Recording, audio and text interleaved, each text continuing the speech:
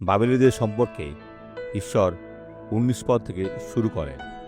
বলে যে অহংকার ছিল তাদের প্রতারণা। যিনি যাকবের অধিকার তিনি সেরূপ নহেন, কারণ তিনি সমস্ত বস্তুর গঠনকারী এবং ইসরায়েল তাহার অধিকাররূপ বংশ। তাহার নাম বাহিনীগণের সদাপ্রভু। পরিস্থিতি সম্পূর্ণ বদলে গেছে।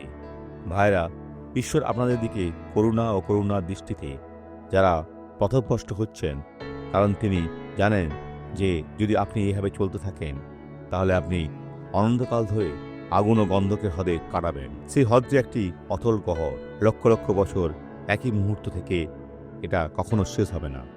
আপনি পড়তেই থাকবেন, কখনোই তলানিতে পৌঁছবেন না এবং কখনোই শীর্ষে উঠবেন না, শুধুই কষ্ট।